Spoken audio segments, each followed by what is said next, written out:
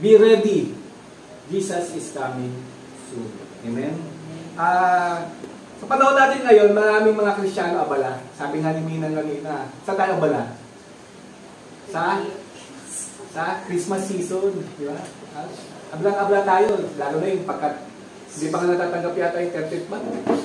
Nakaplano na. Wala pa? Wala pa? Wala pa? Sabi nga, hindi pa dumadating yung 30th month. May mga nakalaan ng gastos para sa Christmas season. Yung mga bibili natin bago. Yung mga natatanggap daw, ubus na kasi pamili na daw. Sabi nga sa trabaho ko, napangutang na. Bago pa dumating, pambayad utang na lang. Si Dylan, meron ba kayo? Wala? Meron kahit na ilang buwan lang nung ako. Kasi si Dylan, kailangan pumasok sa September, tatlong buwan. Tatlong buwan lang. Medyo mababa pa. Pero may makukuha sa last, sa last na trabaho mo. Meron ka rin makukuha. Separation pay. Tsaka may natin man pa rin yun sa akin. Ngayon, busy-busy tayo dahil marami tayong mga pinaglalaanan, mga pinagtataguan. Alam na kung saan pupunta kapag Pasko. Yung hindi malaman kung saan, hindi alam ng mga inaanak kung saan pupunta si Ninong. Amen? At kaya yung mga get-together, katulad ngayon, may get-together sila Dilinsana sa Rodriguez family, hindi nakasama na may meeting kami mamaya. Swimming sana, makakapag-swimming sana siya. Amen? Kaya nga yung Christmas season, lagi tayo nagpe-prepare. Diba? Baga ang preparation ng Pilipino, September pa lang, nagpe-prepare na ng Christmas kasi natalagay na ng mga decoration, papatugtog na ng mga Christmas song. Ayan yung mga importante. Pero ngayon, napag-uusapan, yun yung unang pagdating ng ating Panginoon. Ngayon ang pag-uusapan natin, yung pangalawang pagdating ng ating Panginoon. Ready ba tayo? Matulad ng pag-ready natin sa Christmas season. Sabi dito, bakit napaka-importante natin pag-usapan lagi? Tataka nga ako, pag ako nag-share, laging dito pumupunta. Di ba, hindi nyo mapansin? Hindi ko lagi pumupunta. Hindi ko naman talaga sinasadya. Pero, pag malapit na, ano doon napupunta eh. Siguro kaya sabi ko, Lord, bakit lagi doon napupunta? Sabi sa Old Testament, meron 66 na books ang Old Testament. Sabi dito ay one prophecy ang birth ni Cristo sa Old Testament. Kada propeta. Pero pagdating sa second coming, 8 prophecy ang sinasabi ng mga propeta. Si Book of Isaiah, sabihin niya, dadating ang Messiah sa unang pagkakataon. Isang prophecy lang ang ginagawa niya. Pero pagdating sa pagbabalik ng pangalawang pagbabalik ng Panginoon is 8 propesya ang nakikita nila. Sabihin nun, napaka-importante yung pangalawang pagbabalik ng ating Panginoon. Amen? At ang problema kasi sa Hudyo, hindi nila na-distinguish yung unang pagdating at pangalawang pagdating. Kala nila isang pagdating lang. Ang inaasahan kasi nila, pagdating kagad ng ating Panginoong Hesus, i-judge kagad yung kalaban nila. Pero hindi eh. Unang pagdating ng ating Panginoong Hesus ay tawag dito bilang servant. Amen? Sa New Testament, sa 27 books, alam niyo ba 27 books ng New Testament? 24 dito, ang nagsasabi patungkol sa pagbabalik ng ating Panginoon. Pangalawang pagbabalik ng ating Panginoon. Kaya, sabi dito, it is reminding us 300 times sa New Testament. Sa buong book ng New Testament, 300 times siyang binanggit ng mga tao sa New Testament. Amen?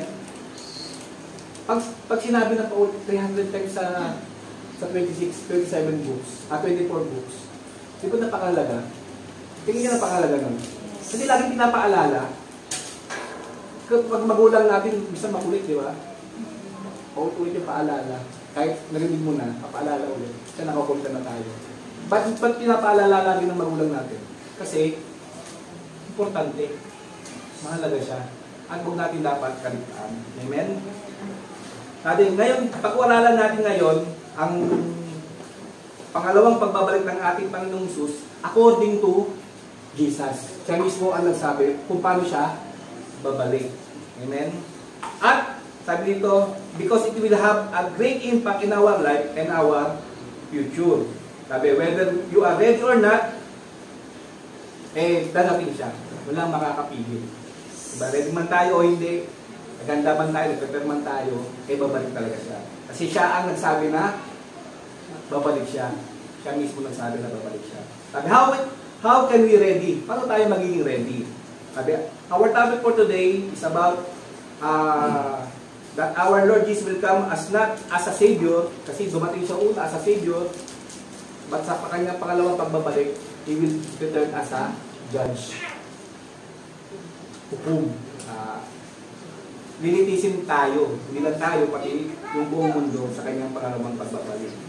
At aayusin niya ang mga dapat ayusin. Yung brokenness, yung injustice, unfairness, diba, yung hindi magiging fair. Tinignan natin ngayon yung mundo, parang hindi fair talaga. No?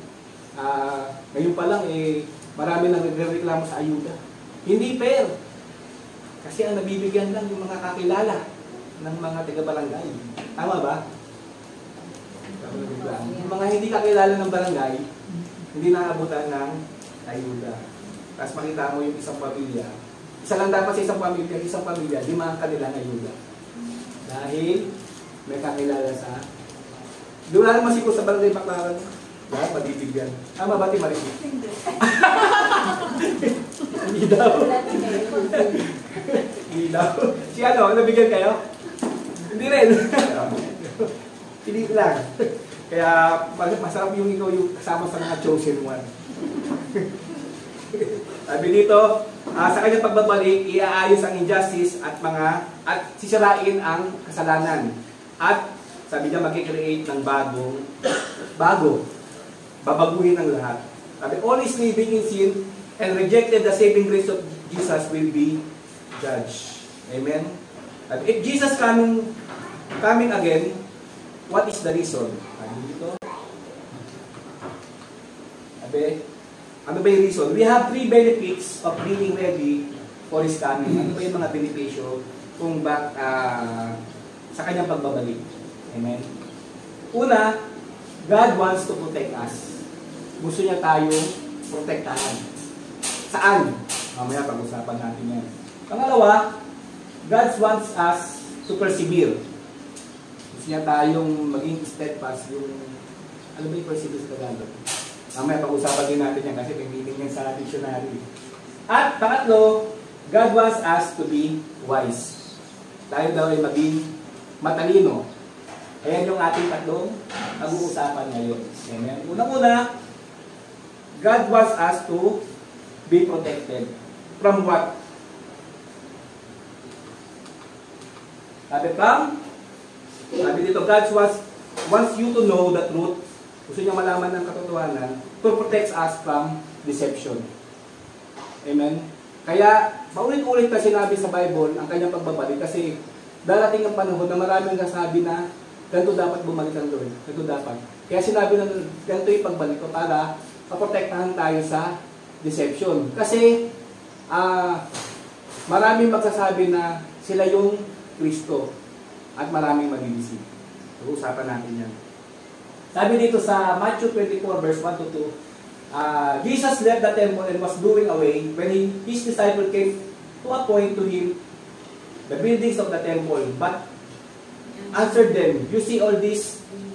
See all this? Do you not? Do you not? Will I say unto you, there will not be left here one stone upon another that will not be thrown down. Yung tinanong sila ng disciple, Lord, ano ba yung sign ng iyong pagbabalik? Sabi, ang unang sinabi ng Lord, there will be a destruction of the temple. Ayan yun. Sabi niya, ating Panginoong Jesus, lahat daw ng bato na nakikita niyo sa temple ay hindi niyo na makikita. Ganong katindi yung destruction ng temple. Katupad ba? Ito yung temple nung araw. Ano lang to? Replica. Ito yung temple nung araw. Ito yung wall niya. Ngayon yung wall niya parang sa western wall. Ayun yung natira. Kaya yung mga Hudyo nagtituloy doon sa may western wall. Ayun yung natira doon sa wall. Pero itong gitna na to, wala na yan. Sa ngayon, sa modern ngayon, ito na itsura niya. Wala na yung temple, May ibang temple lang nakatayo. Anong temple to? Mosque yan. Mosque na nakatayo, wala na yung Kisses yan, kisses. Kisses na. Yung temple na ng Al-Aqsa. Ayan yung Al-Aqsa. Isa sa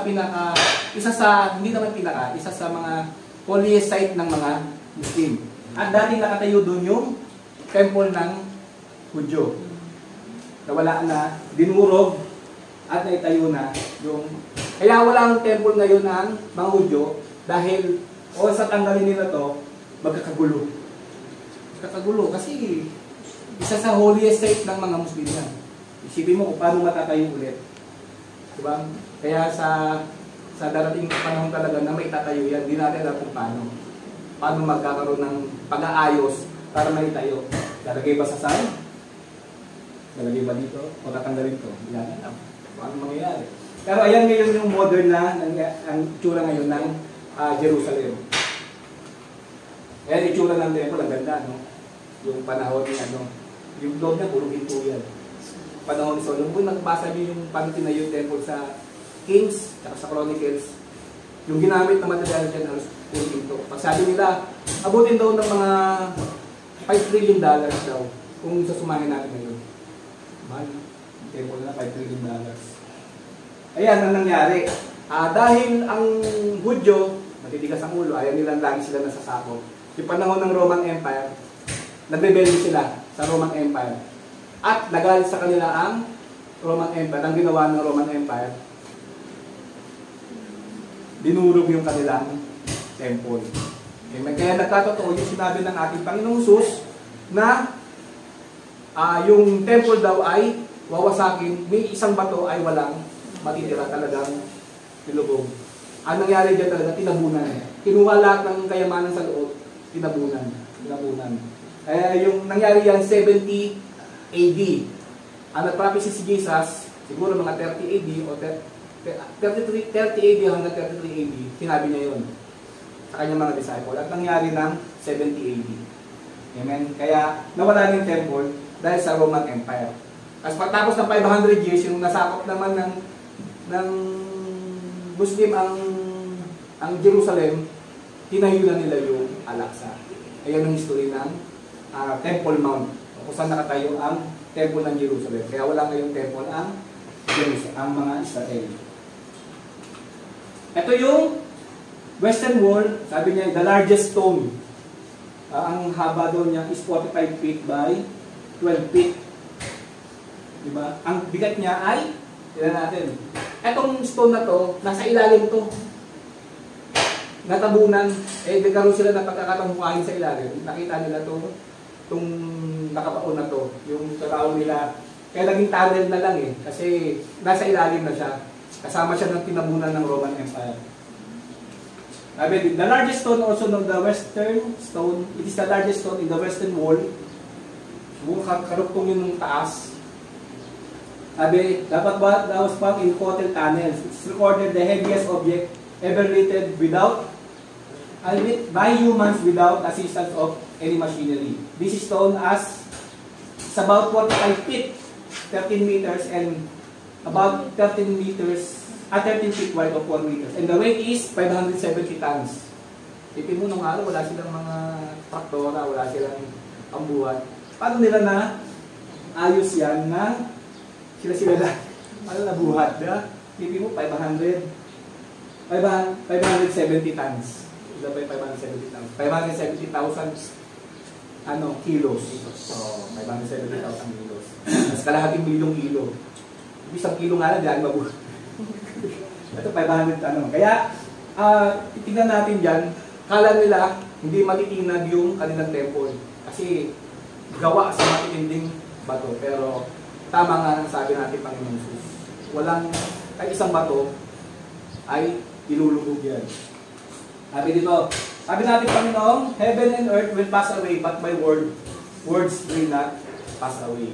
Yung sinabi niya yun, nangyari nga. Kasi sinabi ng ating Panginoong Jesus, yung kanyang salita ay hindi matutupad, kundi matutupad talaga. Do we know the words of Jesus Christ? Alam ba natin salita ng Lord? Alam ba natin yung kanyang mga pinagsasabi? Salita ng Lord.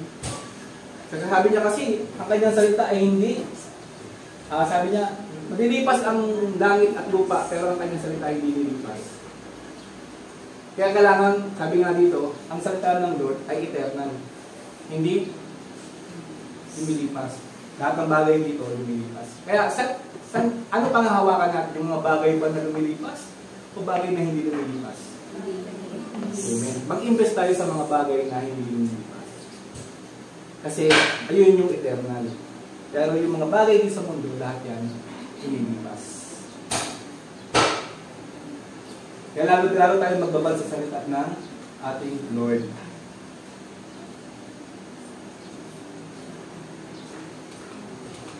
Sabi sa Matthew 24 verse 3, pakibasa ko. As he sat on the Mount of Olives, the disciples came to him privately, saying, Tell us, when will these things be, and what will be the sign of your coming and of the end of the age? Amen. Tinanong nila, ako rin nagtanong din nila, kailan mababalik? Sila nagtanong din. Sabi dito, sa Matthew 24 verse 4 to 5, and Jesus answered them, See that no one leads you astray. For many will come in my name, saying, I am the Christ, and they will lead many astray. Amen. Kaya ang Lord nagsabi dahil gusto niya tayong protektahan. Kasi alam niya, darating yung panahon na maraming magsasabi na sila ang Mesaya at marami rin ang maliligaw. Kahit na yung mga nakakilala sa Kanya. Maliligaw pa rin. Amen. At sana hindi tayo kasama doon. Amen. Kaya, mas lalo tayong lumalim sa salita ng Lord. Kasi hanggat palapit ang pagdating ng ating Panginoon, parami na ang deception. Amen. Yung AI nga lang, no? Hindi ng AI eh. Hindi naman niya ginagawa, pero kala mo ginawa niya. Kasi, kaya na nilang, kulang si Dylan, hindi naman niya ginawa niya. Pero, kaya na rin ng AI na, kala mo ginawa niya yun.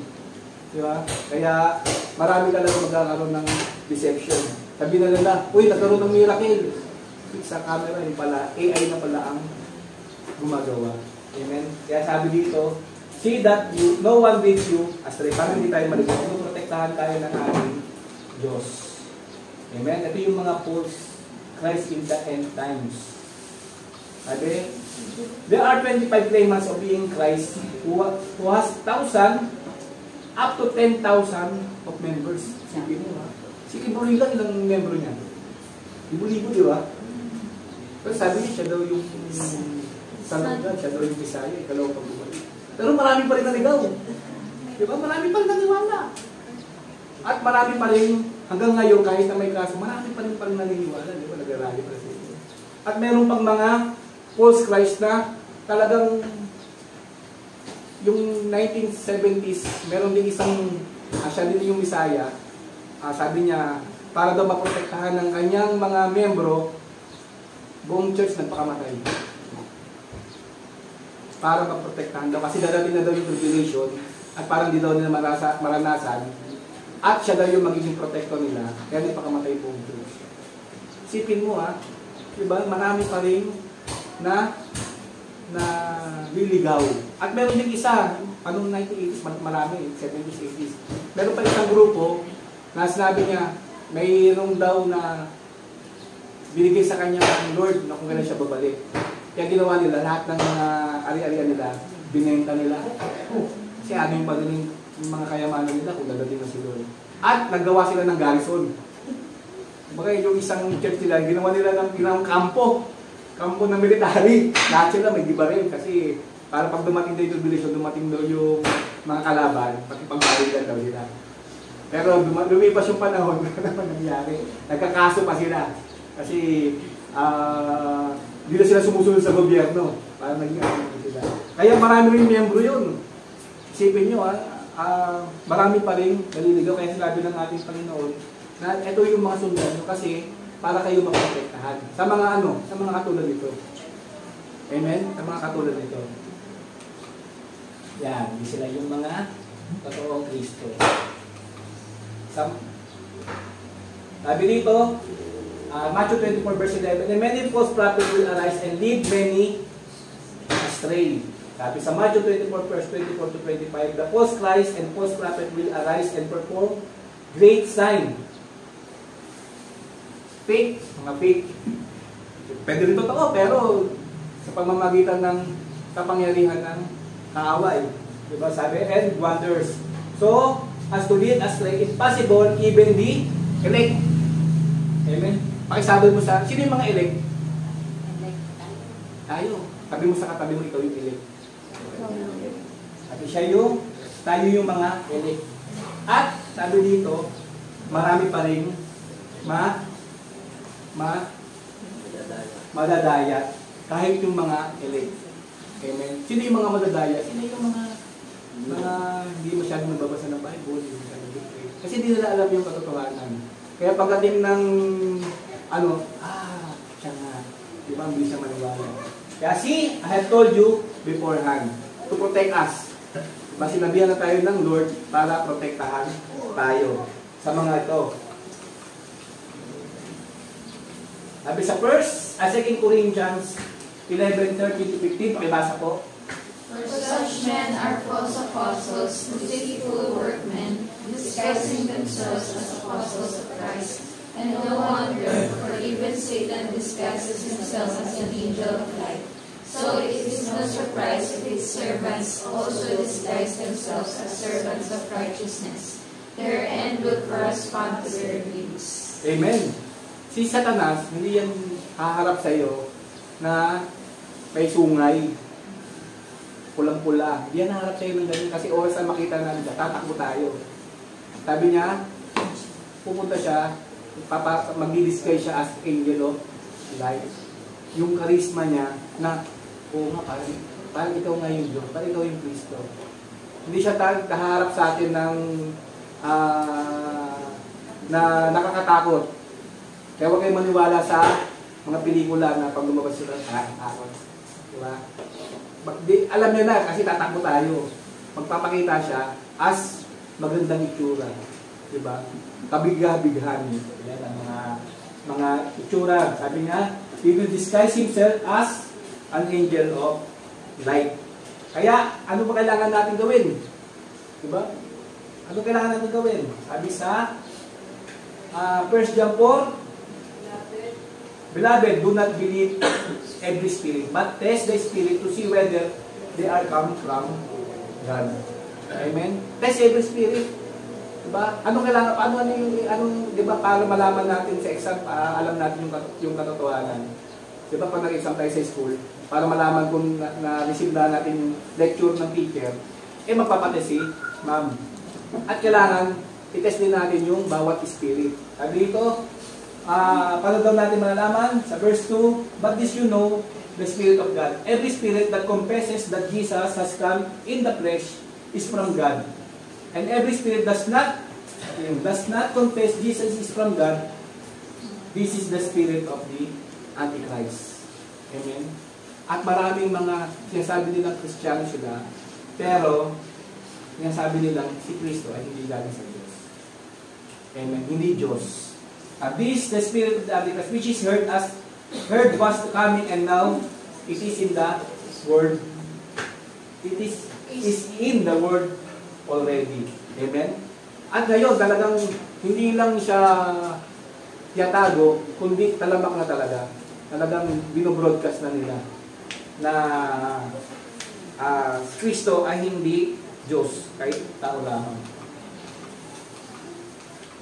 Christian denomination that have different beliefs about Jesus Christ include Mormons. Yung mga Mormons, sinasabi nila si Jesus, the Son of God and Creator of the world, but that God, the Father and Jesus are two distinct beings. At sinasabi nila si Jesus ay hindi Diyos.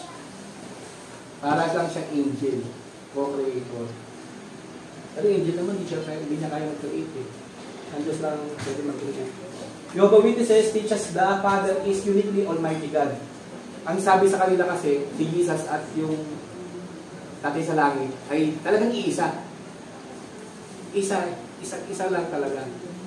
Kumbaga, si Jesus yung sa baba, God the Father din.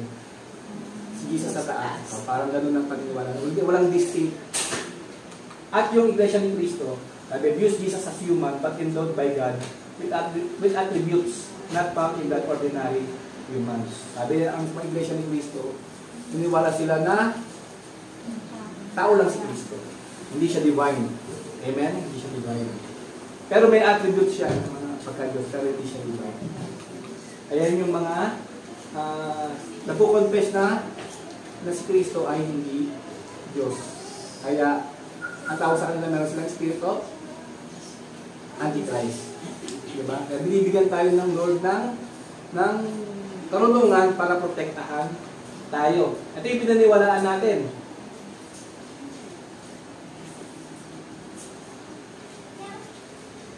Ito lang na. Ito yung pinaniwalaan natin.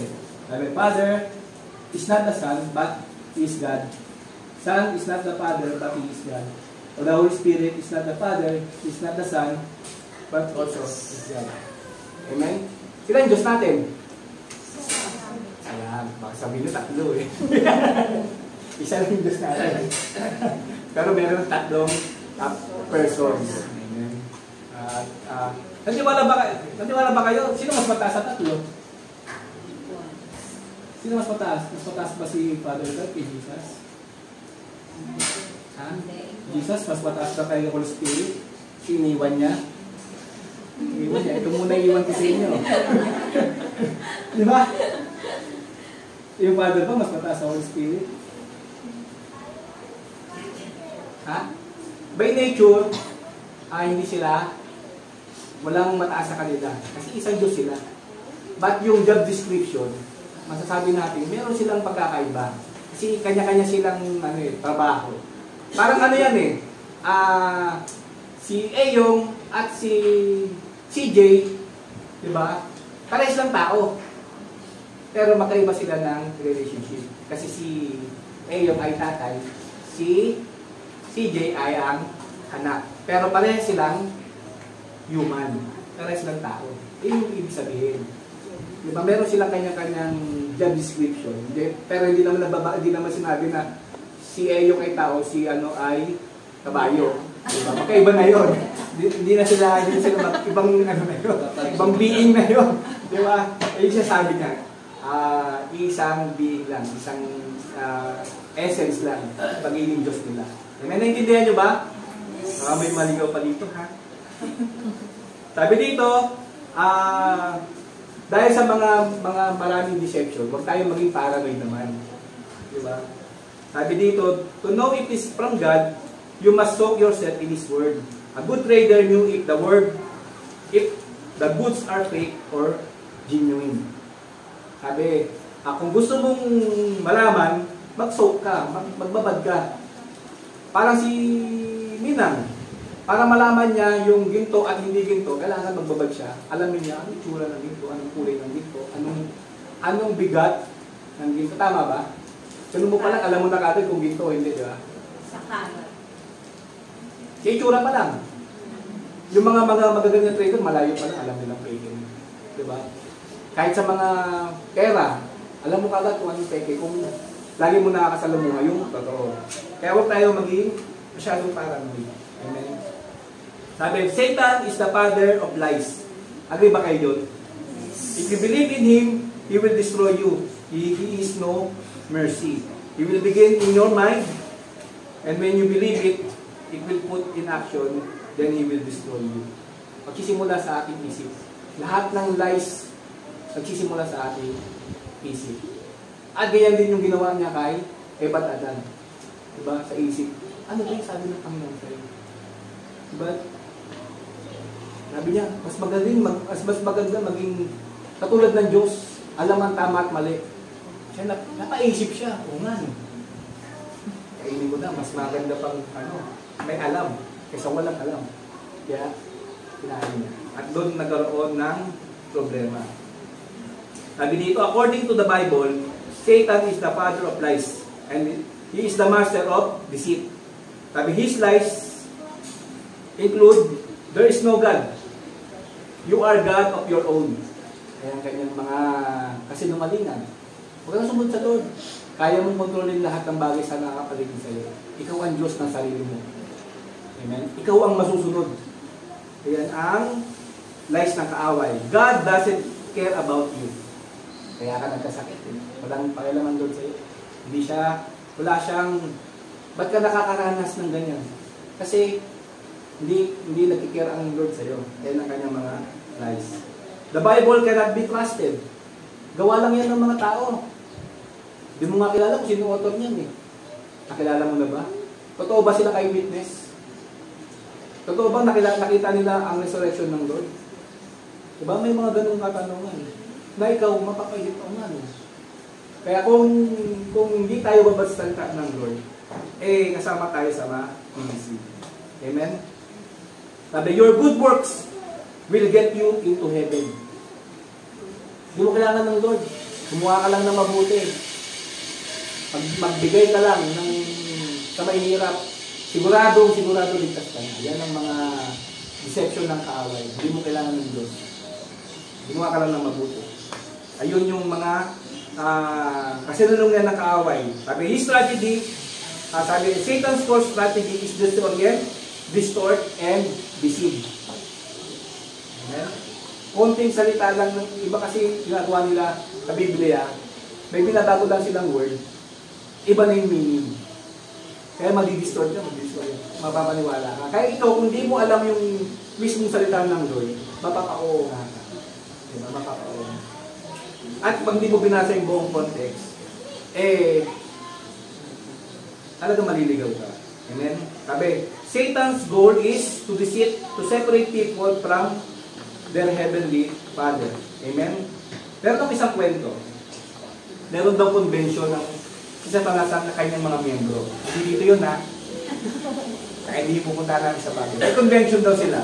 Sabi ni Satanas, bigyan niyo ako ng magandang strategy para yung mga anak ng Diyos ay hindi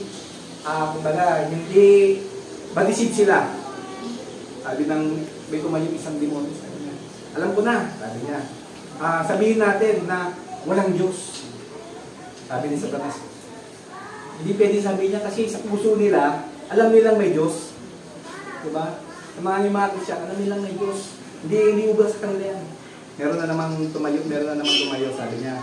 Alam ko na, sabihin na natin walang langit at impyerno. At dito sa mundo ang langit at impyerno. Sabi ng si Satanas.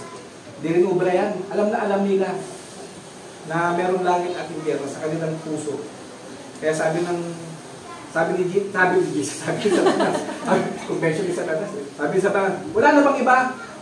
Sabi meron isang maliit na maliit na limon. Ang sasabihin natin sa kanila, sabi niya, nawala ng, sabi dito, another demon says to tell them that there is tomorrow. Meron pang kinabukasan. They don't need to change the right ways. Di pa kailangan magbago. Meron pang laging panahon. Yan ang sabi niya. Sabi, there always time to repent and ask mercy. There always ways for tomorrow. Ayan sabi ni Satanas. Ayan ang pinakamagandang strategy na narinig ko. Diba? Minsan ganun tayo eh. Pag nasa kasalanan tayo, hindi pa naman babalik si Lord. Meron pa akong pagkakataon. Meron pa akong narinig. Tsaka na akong magsisisi kapag malapit na akong mamatay. Diba? Meron pang mga ganung katwiran. At lagi sinasabi ng kaaway na hindi pa babalik ang Lord. Meron pang tomorrow lagi. Meron pang pagkakataon. Paano kung wala na yung pagkakataon? Pag nawala yung pagkakataon. Hindi natin alam kasi ang buhay ng tao, malakas ngayon, bukas mahina. Diba? Hindi mo nga alam eh. Bigla na lang may sasakit sa kanila. Gusto ko na magtakbo sa ospital. Kasi masakit masyado. Diba? Bisa pakiramdam mo, parang mamamatay na yung ako. Diba? May mga ganon. Kaya, di ba rin kung gano'n, makapagsisi ka pa. Kung may nangyaring hindi, talagang wala na pagkakataon magsisi. Kasi sinabi mo sa doon, takto, nahuli na. Wala na palang kinabukasan. Dead on arrival ka pala. Amen? Sabi dito sa Matthew 24 verse 41 to 48, pakibasa po. But if the wicked servant says to himself, my master is delayed, and begins to beat his fellow servants and eats and drinks with drunkards, the master of that servant will come on a day when he does not expect him, and then an hour he does not know. Amen. Sabi, sino daw yung mga wicked servant? Ang nagsasabi daw na my master is delayed. Tsaka na ako, pagsisisi. Wala pa naman si master. Wala pa naman, di pa naman dadating ng Lord. Ang tawag sa kanila mga wicked servant. Amen? At maniniwala ako wala dito nun. Amen? Pag nagkaroon tayo pagkakamali, doon ka agad tayo sa Lord, hindi tayo lang kapatawaran. Amen? Kung tayo, dapat maging ganun yung ano natin. At sabi naman ako itong pagbabago na nabasa ko kay Bajik, is not the way you confess. It's about the way you paano mo babaguhin yung iyong action. Ayun itong pagbabago. Kasi marami nasasabi, Lord, sorry Lord. Pero yung action niya, same pa rin. Hindi yung totoong confession. Ang totoong pagsisisi is nagbabago yung ways natin. Hindi lang doon sa sinasabi natin. Amen? Kaya huwag tayo maging wicked servant. And it will cut him into pieces and put him with the hypocrite in the place there is no, and there will be weeping and gnashing of teeth. Yan. Dahil dyan daw dadalhin yung mga nagsasabi, mga wicked servant na nagsasabi na my master will be delayed. Pangalawa, God wants us to persevere. Sabi, Oxford Dictionary, ibig sabihin ng persevere is to continue in the course of action even if in the face of difficulty or with a little or no prospect of success. Dito ang Amen? Yung iba yung perseverance natin sa Lord eh. Kasi kaya tayo nag-persevere kasi alam natin yung ating kahinatnan. Yung ating end. At ang end natin ay victorious. Success. Kasi yung sabi no prospect of success. Pero sa Lord, laging may success. Pag nag-persevere tayo, sa huli, meron tayong reward at magiging successful. Amen? Amen ba kayo doon? Amen. Kaya kailangan tayo mag-persevere. Kailangan tayong magsumikap. James 1:12 sabi, blessed is the man who remains steadfast or mag-persevere under trial. For when he has stood the test, he will receive the crown of life which God has promised to those who love Him. Ayan yung ating promises sa mga tao na persevere. Diba sa trial? Dahil alam natin, pagkatapos ng ating mga trial ay magkakaroon tayo ng crown of life. Ayun yung promise ng Lord sa atin. Diba? Hindi tayo naghihintay sa wala.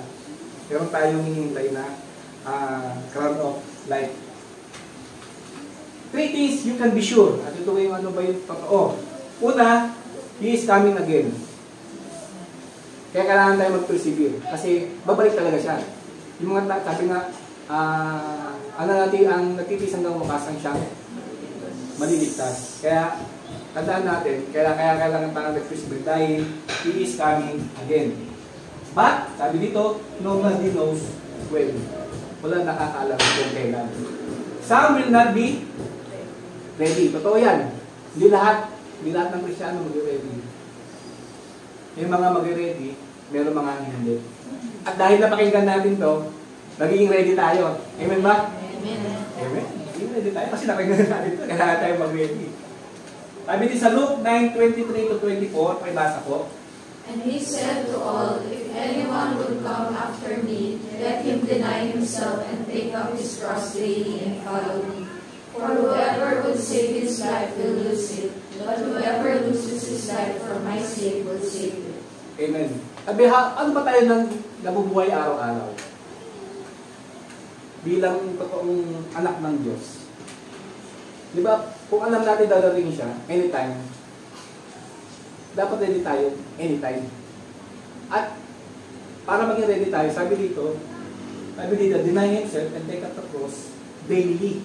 Hindi lang tuwing Sunday, or pag may problema tayo, tsaka lang bubuhatin yung cross. Or pagkatapos lang ng trabaho, kaya pag nasa trabaho, pinababa natin yung cross. Diba sabi dito, take up your cross daily and follower niya. Ang sundan natin ng ating Panginoong Jesus. Amen?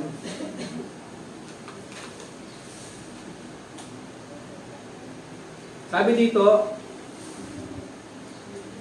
sa Matthew 24:6-8, pakibasa po. And you will hear of wars and rumors of wars. See that you are not alarmed, for this must take place, but the end is not yet. For nation will rise against nation, and kingdom against kingdom, and there will be famines and earthquakes in various places.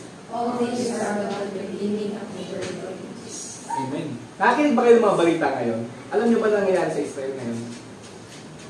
Yung last year, inatake sila ng Hamas sa Gaza, dinurog nila, tapos nagkaroon sila ng kalaban sa North, yung Lebanon, yung Hezbollah, dinurog din nila.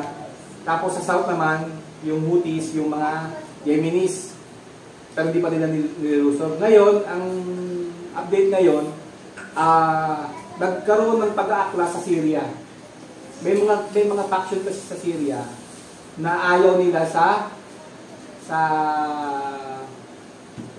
Pangulo si Assad. Si Assad kasi yung Pangulo nila ngayon. At nagrebelde sila.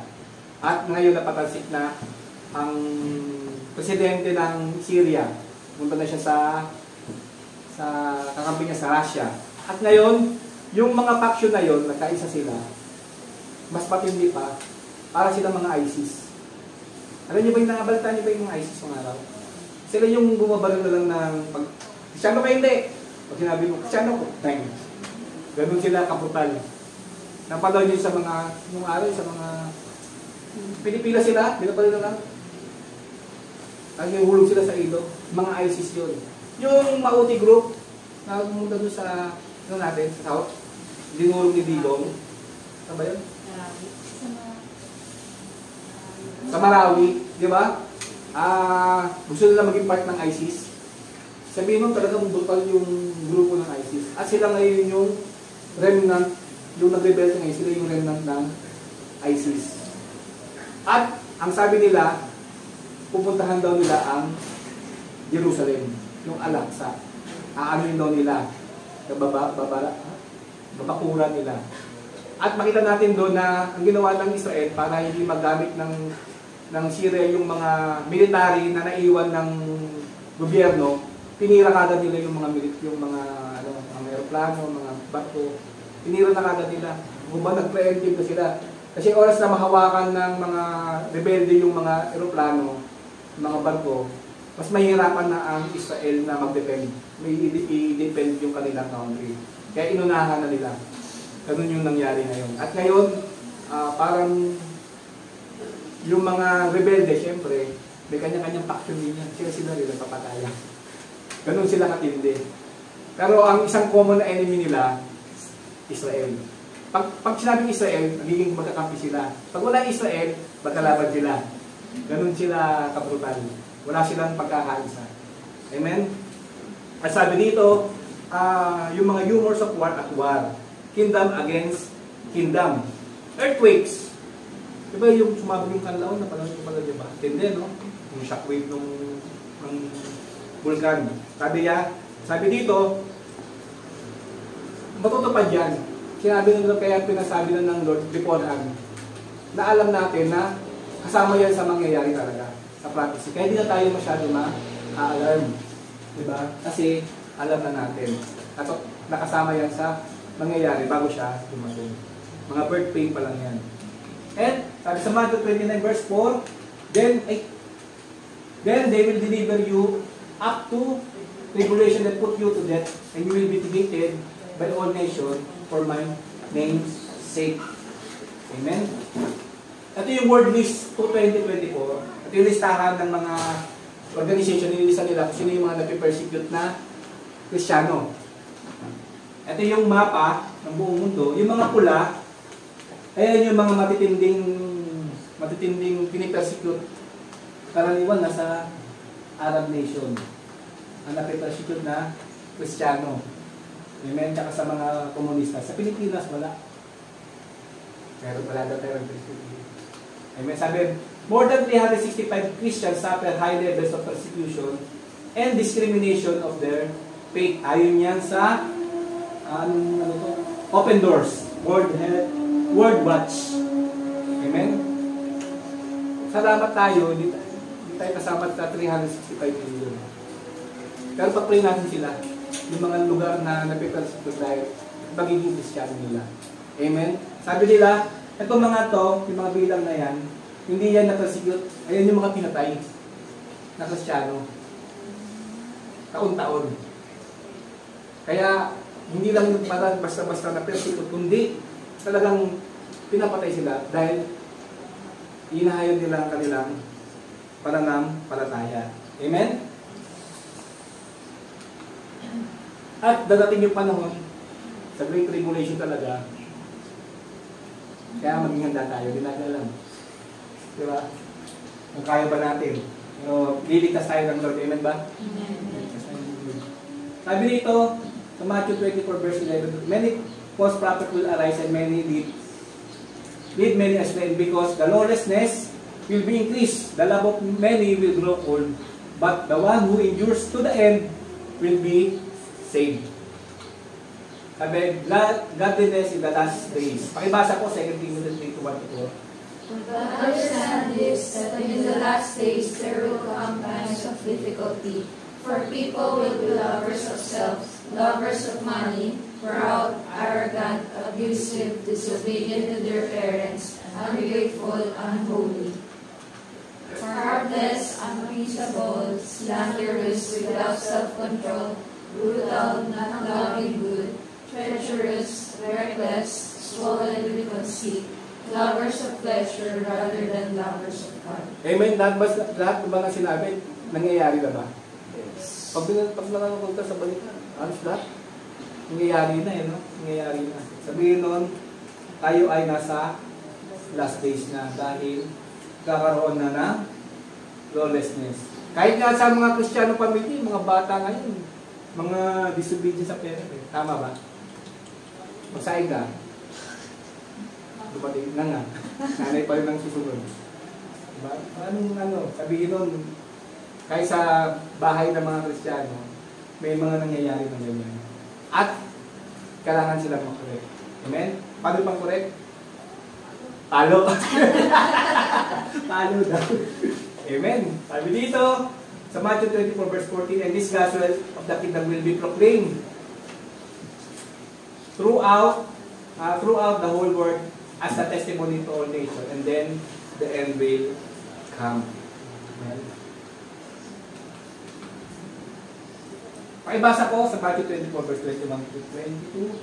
For then there will be great tribulations, such as has not been from the beginning of the world until now, no, and never will be. And if those days had not been cut short, no human being would be saved. But for the sake of the elect, those days will be cut short. Amen. Yung binabasa-basa ko ito, kasama ba ang mga elect sa Great Tribulation? Kasi sabi dito, there will be a Great Tribulation. Pero for the sake daw ng mga elect, tayo, it will be cut short. Mararanasan ba natin? Kaya nga pinag-ready tayo. Pinag-ready tayo. Sabi dito, sa Matthew 24 verse 29, immediately after the tribulation of those days, the sun will be darkened, and the moon will not give its light, and the stars will fall from heaven, and the powers of the heavens will be shaken. Jesus po nagsabi niyan. Sabi, we often imagine the second coming like this. Ayan. Nababasa dito. Ganyan yung na-imagine natin pag second coming. Parang you will be saved. So, sabi ng mga sabi sa Matthew 24, then there will appear in heaven the signs of the Son of Man. Then all the tribes of the earth will mourn. Iyak.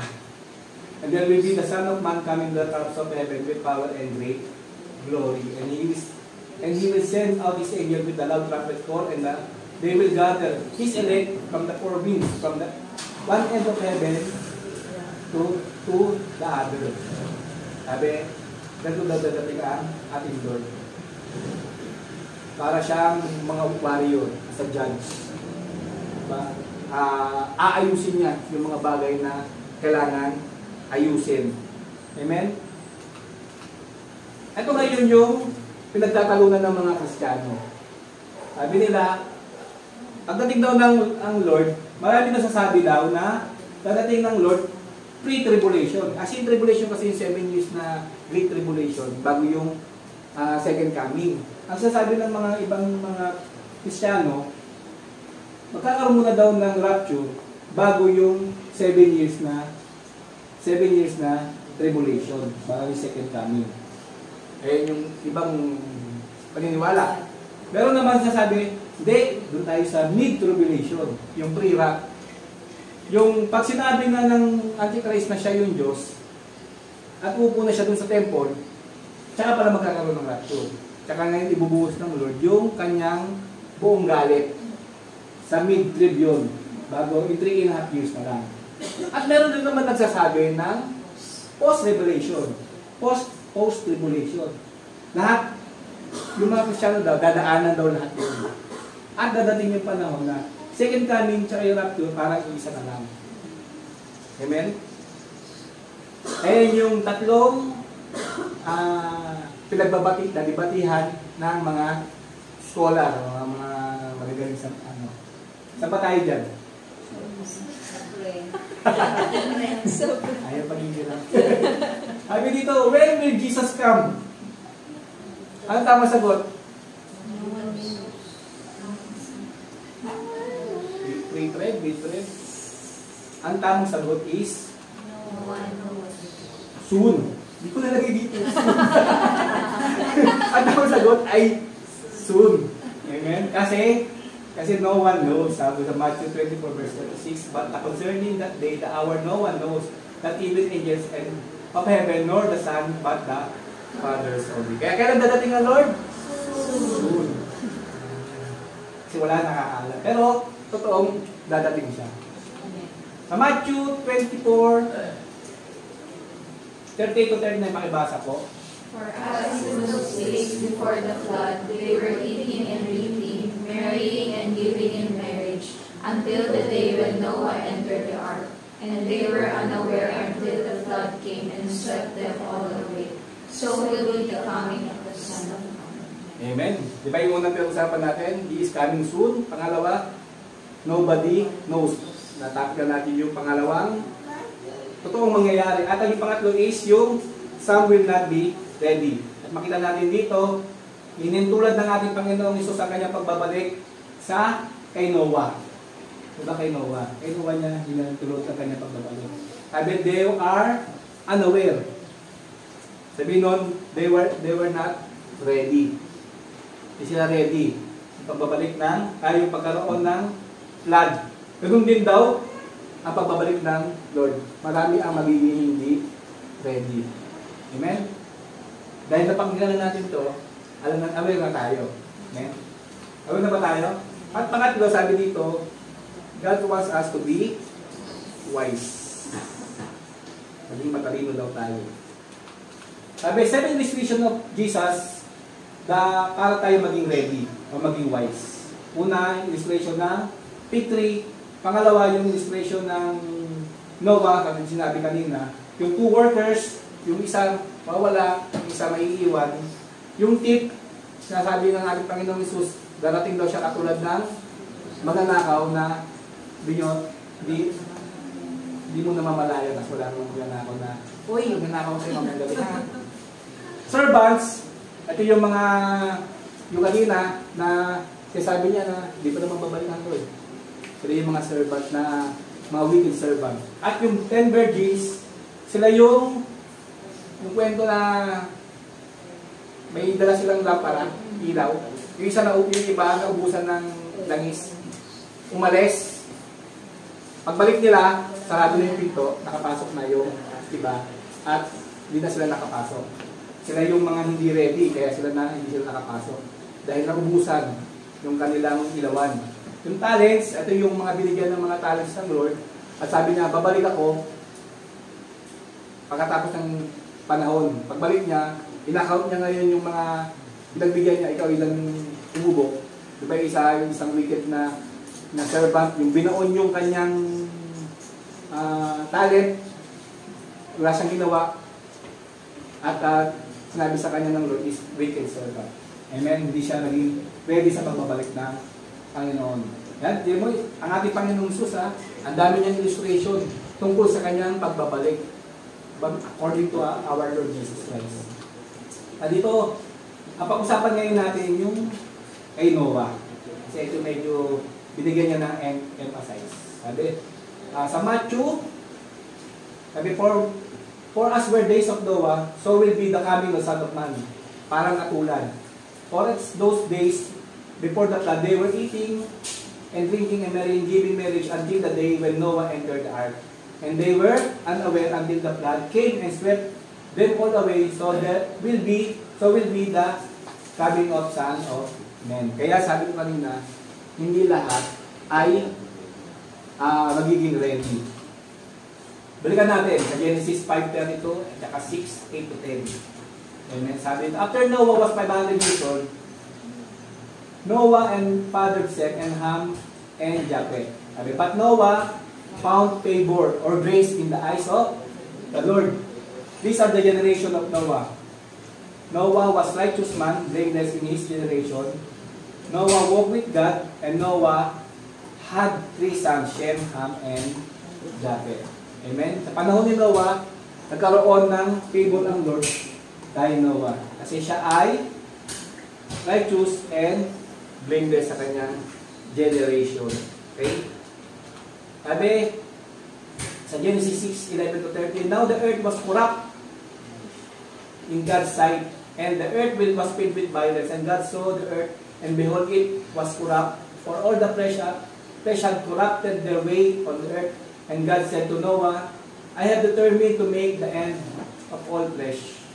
For the earth is filled with violence. Through them, behold, I will destroy them with the earth. Amen? Makita din natin dito na ang Lord, totoo mapagmahal siya, pero kapag ang mundo ay puno na, puno na ang salop, kailangan ng kalusin. At makikita natin dito ay ang Lord, sabi niya, i-destroy niya ang mundo dahil sa kasamaan ng tao. Sabi, make yourself in the ark of gopher wood. Make rooms in the ark and cover it inside out with pitch. Then this is how you are to make it. The length of the ark is 300 cubits and breadth of 50 cubits and height of 30 cubits. Kaya yung bago gunawin ng Lord yung mundo, binigyan ng instruction si Noah na gumawa ng arko. Ito yung replica ng arko. Sa ano to? Sa Kansas. Di ba lilitan tao? Laki ng arko. Gawa sa kahoy. Ayan yung loob. Ganda na palang hotel. Na may kanya-kanyang kwarto. Siguro may kwarto yung mga bawat hayop. No? Pag tinignan natin, ganyan ang itsura sa loob. Exactly kaya, depend, sinundan nila yung Bible. I believe, make a roof for the ark and finish it to a cubit above and set the door, the ark in its side. Make it lower and second and third deck. For behold, I will bring the flood of waters upon the earth and destroy all flesh, in which is the breath of life under the heaven. Everything that is on the earth shall die. Amen. But I will establish my covenant with you, and you shall come into the ark, you and your sons, your wife, and your sons' wives with you. Amen? Pag makita natin dito, ito yung foreshadowing ng pagbabalik ng ating Diyos. Diba? Yung ark, ayun yung place na para maging safe sila. Amen? Sa pagbabalik ng ating Lord, ang magiging safe place natin, mismo ang ating Panginoong Jesus. Wala nang iba. Amen? Sabi sa Genesis 7:1 and 4-5. Pakibasa. Then the Lord said to Noah, go into the ark, and you and your household, for I have seen that you are righteous before me in this generation. Amen. For in 7 days I will send rain on the earth, 40 days and 40 nights, and every living thing that I have made I will blot out from the face of the ground.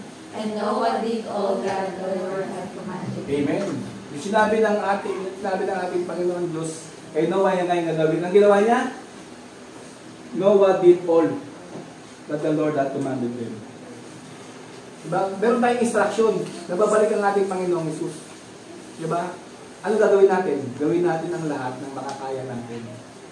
Sa lahat ng commandment sa atin na. Ano bang commandment natin ng Lord? Ano commandment niya bago siya umalis? Yan ang commandment niya. Go and make disciples. Baptize them in the name of the Father, Son, and the Holy Spirit. Yan yung commandment. Ginagawa ba natin ang lahat? Hindi pa. Kunti lang. Diba? Kasi, Noah, diba? Step up sa kanyang faith. Sabi dito, on the very same day, Noah and his son Shem, Ham and Japheth, and Noah's wife, and the 3 wives of his son, which is then entered the ark, and those that entered, male and female, yung mga hayop, all of all flesh, when in as God had commanded him, and the Lord shut him in. Amen? Pag ang Lord nagsarado, kaya papabuksan. Hindi, tingnan natin yung ark, hindi si Noah ang nagsara ng pinto. Alam niyo ba yun? Isip natin si Noah nagsara ng pinto. Ang Lord ang nagsara ng pinto ng ark. At sabi dito, today, salvation is open to anybody. But when the times come, God will shut the door. Tandaan natin, hindi unlimited ang salvation. Hindi natin pwede sabihin, tsaka ko na-share yung mga mahal ko sa buhay. Hindi pa naman dadating ang doon. Ayan yung pinaka-great lies na kaaway. Na meron pang tomorrow. Meron pang pagkakataon. Pero sabi dito, when God shut the door, it will be shut. Wala nang pwedeng makapasok. Pag sinabi ng Lord, enough is enough, hindi tayo pwedeng mag-plead. Lord, buksan mo ulit. Lord, tsaka mo na magsara. Hindi pa ako handa eh. Hindi pwede na sabihin sa Lord yun. Kaya lagi tayo dapat handa. Kasi, sa ngayon, free pang salvation. Amen, pero sa pagbabalik ng ating Panginoon, wala nang pagkakataon. It will shut. Sabi dito sa Hebrews 11:6, ay basa po. And without faith it is impossible to please God. For whoever is drawn near to God must believe that He exists, and that He rewards those who seek Him. By faith, Noah, being warned by God concerning events as yet unseen, in reverent fear constructed an ark for saving of his household. Amen. Sabi dito, ay meron pa pala sa By this he condemned the world and became an heir of the righteousness that comes from God. Amen. Makikita natin dito na si Noah, kaya siya naging heroes of faith dahil yung kanya, ang sinabi ng Lord sa kanya na gawin niya ito, anong ginawa niya? Ginawa niya. Sumunod siya. Diba? Para ma-save yung kanyang, siya tsaka yung kanyang family. Tayo ba hanggang saan kaya natin gawin? Hanggang saan kailangan natin hakbang yung ating pananampalataya? Oo, matagal na natin pinag-pray. Ito nga yung sinabi ko kahapon sa Bible natin. Matagal na natin pinag-pray yung mga mahal natin sa buhay. Si Balito hindi pinag-pray yung mahal natin sa buhay. At naniniwala ako, hanggang di natin hinahakbangan yung prayer natin, wala mangyayari sa prayer natin. Diba? Hanggang di natin pinag-pray natin, Lord, sana Lord, maganda sila. Pero hindi mo lang siya i-text. Kamustahin? Diba? Hindi mo lang namin gawan ng kasi inisip natin baka may ibang tao mag-share sa kanya. Diyan na tayo. Diba? Aasa ka pa ba sa iba? Andiyan ka na yung domain mo, andiyan na yung marketplace mo. Huwag ka nang umasa. Diba? Kasi baka dumating yung pagkakataon na sarado na yung salvation. Amen? Sabi dito, now faith is the assurance of things hoped for and the conviction of things not seen. At ang sinabi ko kanina, ang faith natin is not blind faith. Kailangan natin lakaran yung sinasabi ng Lord. Amen? Kung pinag-pray natin yung ating mga magulang, ating mga magulang, huwag tayo manatili sa prayer. Diba? Dinala ka ng Lord yan, may purpose ang Lord sa atin. Sabi ka, we know that Jesus is coming soon. We know about it. Alam natin, kasi napakinggan natin ngayon.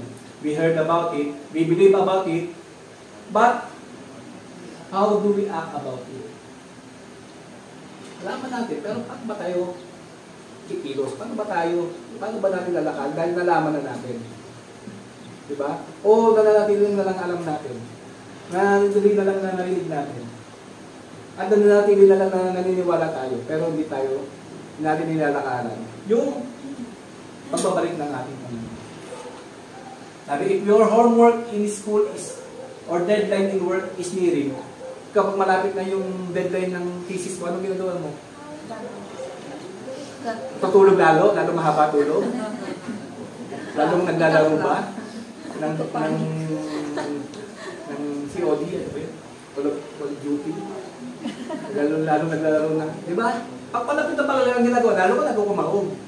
Lalo mo pangalas, wala ka ng tulog para matapos mo lang yung homework mo dahil may deadline. Baga doon sa trabaho, halos, si Eyong, halos di na umuwi ng bahay, tama ba? Nauwi, pero hindi natutulog. Ayun, nauwi pero hindi natutulog. Dahil ang dami nilang kailangan asikasuhin. Dahil may deadline. At pag hindi niya inasikaso yung mga bagay na yon, pwedeng ma-stranded yung produkto nila, mabulok, hindi na mapakinabangan. Diba? Kaya kailangan, dahil alam mong may mga hindi magandang mangyayari kapag hindi mo ginawa, ano gagawin natin? Kailangan gawa natin ang paraan. Ganun din yung pagbabalik ng ating Panginoon. Alam natin, narinig natin, naniwala tayo. Pero, alam natin parating na Lord, malapit na siya. Ganun din na tayo nag-aapit. Baka mawala yung salvation. Diba? Sabi daw, how do we act if we know that the Lord of salvation is shutting down? Do we act as it is if there is no tomorrow? Or we just thinking that there always time? How about our loved ones? Our hidden sins that we cannot surrender? Diba, meron tayong mga dala-dala na ayaw pa natin, Lord, di ko muna ibigay sa ito. Diba? Di ko muna ibigay sa ito. Kaya natutuwa ko sa amin pag pinagpipray niya daw, nakapikit daw siya. Pero pag gagawin niya na, Lord, pikit ka muna. Si Lord ang pinapikit para hindi makita ni Lord yung ginagawa niya kasalanan. Amen? At wag sana tayong ganun. Amen? Tandaan natin na laging may time limit. Sa ngayon, wala pa. Hindi pa natin alam kung kailan babalik ng Lord. Pero dahil hindi nga natin alam yung pagbabalik niya, kailangan na tayo maghanda. Hindi lang tayo, pati yung mga nasa atin. Amen? Kaya now is the time to act. Take action for what you are praying for. Amen? Huwag manatili na nanalangin. Lord, sana Lord, sana Lord. Nawa Lord, pero walang action. Ang tawag doon, blind faith. Hindi mo nilalakaran yung pala naman. Lord, maliligtas na. Sabi mo kasi, Lord, as for me and my house, we will serve the Lord. At hindi mo na sila nisyaran. Paano sila mag-serve? Sabi nga sa Bible, paano nila maririnig yung mabuting balita kung ikaw mismo hindi nagbabalita? Diba? Paano nila maririnig? Kung ikaw mismo, hindi mo siya sabi sa kanila yung mabuting balita. Amen? Hindi nila maririnig. Hindi nila maririnig. Kaya ka nilagay ng Lord dyan sa marketplace mo o sa domain mo, may purpose ang Lord. Amen? At wag sanang mawala yung purpose ng Lord. Hindi makita mo sana yung purpose ng Lord kung bakit ka nilagay. Amen? Amen? Kasi pag tao walang purpose, walang buhay. Walang buhay. Okay? Tayo po ay yumuko at manalangin. Lord, maraming salamat po, Panginoon, sa umaga nito, Lord. Binigyan mo kami, Lord, ng iyong mga salita upang aming panghawakan, Panginoon. At naniniwala kami, Panginoon, na magbabalik ka, Lord, at malapit na, Lord. Nagbigyan mo kami, Lord, ng passion, Panginoon. Compassion, Lord, sa mga tao, Lord, na hindi pa namin nababalitaan ang mabuting balita. Lord, i-prepare mo, Lord, ang aming puso, ang aming isip, Lord, na magbabalik kami, Panginoon, sa iyong mga salita upang may abot sila, Panginoon, ng accurate na good news. Maraming salamat, Lord. I-prepare mo, Lord, ang mga puso, Lord, ng aming sisyaran, Panginoon. At Lord, kung meron pa kami, Lord, na kamalian, inaccuracies, Lord, sa aming isip about, Lord, sa iyong pagbabalik, na minsan naisip namin na hindi ka pababalik, or marami pang time, Lord, patawarin mo kami, Panginoon. Ngayon din, Panginoon, gagawin namin lahat ng aming makakaya, Lord, at isipin namin lagi na anytime, Lord, pwede ka na bumalik. At magiging ready po kami, Panginoon. Maraming salamat, Lord. I-bless mo, Lord, ang bawat isa dito. I-bless mo, Lord, ang bawat tatay, nanay, bawat anak, hanggang sa mga apo, Panginoon. I-bless mo, Lord, ang aming mga trabaho, ang aming mga negosyo. Maraming salamat, Lord. Dahil mo kami, Lord, sa anumang karamdaman, anumang gawa ng kaaway sa buhay namin, Lord. Patuloy kami, Lord, lumakad, Lord, by faith, Panginoon, sa iyong katwiran. Maraming salamat, Lord, sa iyong grace, sa iyong biyaya, Lord. Di kami makakalakad, Lord, kung wala kang biyaya, Lord, sa buhay namin, Panginoon. Maraming salamat po. Ito pong aming samot dalangin sa kahit parang Jesus.